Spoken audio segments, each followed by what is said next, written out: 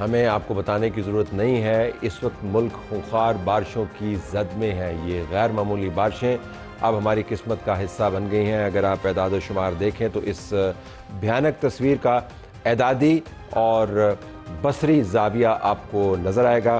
آنکھ آپ کی دیکھ سکتی ہے کہ کس قسم کی تباہیاں ہیں۔ جو اعداد و شمار ہیں اس کے اندر تقریباً 250 کے قریب اموات ہیں، 1000 کے قریب لوگ زخمی ہیں۔ مکانات جو تباہ ہوئے ہیں ان کی تعداد اگر آپ تمام صوبوں میں ملا کے دیکھیں تو تقریباً 2500-3000 ہزار کے قریب ہے۔ یہ مکمل تباہی کی میں بات کر رہا ہوں، جو جزوی طور پر متاثر ہوئے ہیں ان کی تعداد اس سے کہیں زیادہ ہے۔ پاکستان کا کوئی کونا ایسا نہیں ہے جہاں سے آپ کو اندوناک خبریں نہ مل رہی ہوں، گھروں کے ٹوٹنے کی خبریں نہ مل رہی ہوں، جہاں سے سڑکوں کی اکھڑنے کی خبریں نہ مل رہی ہوں، مساجد کے گرنے کی خبریں نہ مل رہی ہوں، جہاں سے آپ کو انسانی جانوں کا ضیاع ہوتا ہوا نظر نہ آئے۔ خیبر پختونخوا، سندھ، بلوچستان، گلگت بلتستان، پنجاب، کشمیر، ہر جگہ سے آپ کو طوفان کی ہی خبریں نظر آتی ہیں۔ اب جو واقعات ہیں، اگر ان میں سے آپ 2 واقعات کو اٹھا لیں تو آپ کو پتہ چلے گا کہ واقعات کے ذریعے قدرت آپ کو کیا بتا رہی ہے۔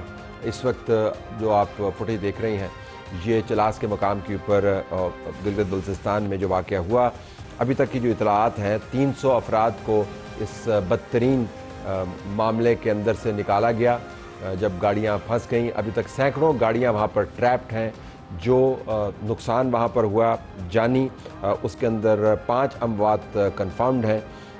جو پنجاب سے جو لوگ وہاں پر گئے ٹورزم کے لیے، ملک سے باہر سے ٹورزم کے لیے آئے، فیملیز دریا برد ہو گئیں۔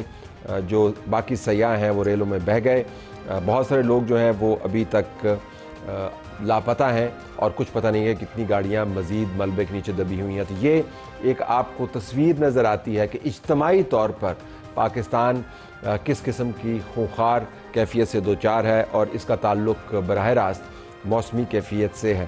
اگر آپ انفرادی طور پر دیکھیں تو اندوناک واقعات سارے ہیں، جہاں کا ضیاع سارا ہے، لیکن جو ایک واقعہ آج اسلام آباد کی ایک نجی جو ہاؤسنگ سوسائٹی تھی اس کے اندر پیش آیا، جس میں ایک باپ اور بیٹی گھر سے نکلے اور اس کے بعد سیلاب کی نظر ہو گئے۔ یعنی گھر کے علاوہ آپ کو اگر کسی جگہ پر زیادہ تحفظ محسوس ہوتا ہے تو وہ آپ کی اپنی گاڑی ہے۔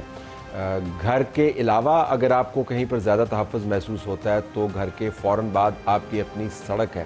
گھر کے علاوہ اگر آپ کہیں پر اپنے آپ کو محفوظ سمجھتے ہیں تو ان سڑکوں پر سمجھتے ہیں جہاں پر آپ روزانہ آتے جاتے ہیں۔ آپ اندازہ کریں کہ اس تحفظ کے باوجود اپنے گھر کے بالکل سامنے یہ باپ اور بیٹی چلاتے رہے، مدد کے لیے پکارتے رہے، لیکن مدد کرنا ممکن نہیں تھا اور سیلابی ریلا ان کو بہا کر لے گیا۔ تو اگر آپ نے شخصیات کے اعتبار سے کوئی بہت ہی روح فرسا اور دل کو توڑ دینے والا واقعہ دیکھنا ہو تو یہ آپ کو واقعہ بار بار دیکھنا چاہیے۔ ٹریجڈی صرف یہ نہیں ہے کہ باپ اور بیٹی گاڑی کے اندر گھر کے سامنے پانی کے ریلے کے اندر بہہ گئے۔ ٹریجڈی صرف یہ نہیں ہے کہ دیامیر کے اندر ایک ایسی فیملیز جو ٹورزم کے لیے جا رہی تھی وہ دریا برد ہو گئیں۔ ٹریجڈی صرف یہ نہیں ہے کہ ہزاروں لوگ جان سے ہاتھ دھو بیٹھے اور لاکھوں لوگ اس وقت متاثر ہیں اور ہر طرف آپ کو بارشیں نظر آ رہی ہیں، اور ایک اور سلسلہ جب میں آپ سے بات کروں اس کا آغاز ہو گیا۔ ٹریجڈی سب سے بڑی یہ ہے کہ تمام تر کاوش کے باوجود لوگ خود احتیاط نہیں کرتے۔ ہم یہ نہیں کہتے کہ آپ بارشوں سے زور آزمائی کریں، آپ ان سے لڑیں۔ اب جس طرح راولپنڈی، اسلام آباد کے اندر آپ نے دیکھا بہت ساری جگہوں کے اوپر جو جگہیں سیکیور تھیں وہاں پر پانی آیا اور گاڑیاں بہہ گئیں۔ سید پور کا ایک گاؤں ہے یہاں پر بڑا مشہور، وہاں پر سیلابی ریلا آیا اور جو لوگ وہاں کے رہائشی تھے اور صدیوں سے ان کے خاندان وہاں پر مقیم ہیں وہ بھی حیران ہو گئے کہ ہمارے ساتھ کیا ہوا۔ معاملہ یہ ہے کہ جب آپ کو بتایا جا رہا ہے کہ بارشیں غیر معمولی ہیں، سڑکیں غیر محفوظ ہیں اور کسی وقت بھی کلاؤڈ برسٹ ہو سکتا ہے، لینڈ سلائیڈ ہو سکتی ہے، تو آپ گھروں سے نکلنے میں احتیاط کیوں نہیں کرتے؟ ہم جن کی جانیں گئی ہیں ان کو بالکل مورد الزام نہیں ٹھہرا رہے، لیکن آپ سے درخواست کر رہے ہیں اپنی ٹیم کی بہاف پر اور اپنی تمام تنظیم کے بہاف پر کہ برائے مہربانی اس موسم کے اندر اپنا خیال خود رکھیے۔ کچھ آفت نہیں آ جائے گی، آسمان نہیں ٹوٹ پڑے گا، زمین نہیں کھل جائے گی اگر آپ 24-48 گھنٹے گھر کے اندر موجود رہیں۔ تو گھروں کے اندر رہیں، خام خواہ رسک نہ لیں اور اپنی جان کا تحفظ کریں۔ یہ بارشیں صرف وقتی نہیں ہیں، یہ آنے والے سالوں میں ہمارے ساتھ جڑی رہیں گی اور مزید تباہی کا باعث بنے گی۔ اب ہم نے یہ ذاتی اور حکومتی اور جو شخصی ذمہ داری ہے اس کی تو بات کر لی، اب ہم نے دوسرے معاملات کے اوپر آنا ہے۔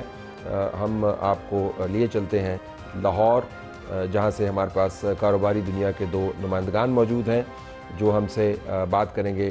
فیلڈ مارشل کی ملاقات ہوئی کاروباری نمائندگان کے ساتھ، اسی پروگرام کے اندر ہم علی محمد خان سے بھی بات کریں گے حکومت اور اپوزیشن کے تعلقات کے اوپر، اور پھر یہ بھی دیکھیں گے کہ 16 سالہ بچوں کے تو سوشل میڈیا اکاؤنٹ ہو سکتے ہیں، لیکن اس سے کم عمر کے بچوں کے سوشل میڈیا اکاؤنٹ نہیں ہونے چاہیے۔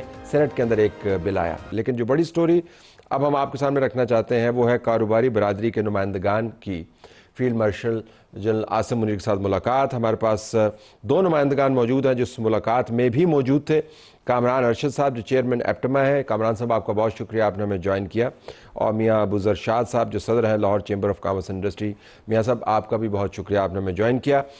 ذرا میں میاں صاحب آپ سے اگر بات کا آغاز کروں تو یہ ملاقات کا ذرا ماحول بتائیے گا، اور پھر میں کامران صاحب سے بھی پوچھوں گا، آپ سے پوچھوں گا کہ ملاقات کے اندر کیا ڈسکشن ہوئی، مستقبل کا لائحہ عمل کیا تیار کیا گیا، لیکن ملاقات کا ماحول بتائیے گا، کون کون تھا، کیا کیا ہو رہا تھا؟ سر بہت شکریہ جی۔ ملاقات میں جی ہمارے ایپٹما کے چیئرمین اور ہماری کاروباری شخصیت گوہر اعجاز صاحب جنہوں نے یہ ساری میٹنگ ارینج کرائی، ایس ایم تنویر صاحب جو ہمارے فیڈریشن کے پیٹرن ان چیف ہیں وہ بھی تھے، ہمارے فیڈریشن کے پریزیڈنٹ شیخ عاطف اکرام صاحب موجود تھے، ایپٹما والے موجود تھے، کافی چیمبروں کے صدور موجود تھے۔ سر مختصر یہ بات ہے کہ ہر بندے نے جب اپنی سٹوری، اپنے پرابلمز، اپنے چیمبر کے مسائل بتائے تو آئی تھنک سو کہ ایز اے محب وطن فیلڈ مارشل صاحب نے ہماری بات کو تقریباً 2.5 گھنٹے تک سنا، اور جو ملاقات 2 گھنٹے کے لیے طے ہوئی تھی وہ 3.5 گھنٹے تک چلی گئی۔ کھانا ڈنر بہت اچھا دیا انہوں نے، مگر انہوں نے جس دلچسپی سے اور اپنے ہاتھوں سے اور جس طرح انہوں نے نوٹس لکھے تھے، میں سلوٹ کرتا ہوں کہ اس طرح کاش ہمارے پاکستان کے سیاستدان ان سے سبق حاصل کریں اور سیکھیں کہ دنیا میں ترقی کرنے کے لیے سپہ سالار کہاں کہاں جائیں گے۔ فیلڈ مارشل صاحب نے جس محبت سے ہم سب کاروباری لوگوں کو عزت اور احترام کا رشتہ دیا ہے، یہ صدیوں بعد ایسی ملاقاتیں ہوتی ہیں جس میں انہوں نے ہر سیکٹر کو فرداً ہر سیکٹر کے پرابلم کو ذاتی پرابلم سمجھا، اور ایک بات کو اتنی گہرائی تک گئے ہیں کہ میں سمجھتا ہوں کہ انہوں نے ہمیں ہماری فیلڈ مارشل ہونے کا ثبوت ادا کر دیا کہ انہوں نے کس طریقے سے یہ تو آپ نے ثابت کر دیا کہ یہ بڑی بہترین ملاقات ہوئی، اور آپ نے لفظ صدیوں کا استعمال کیا، میرے خیال میں برسوں کا لفظ استعمال کرتے زیادہ بہتر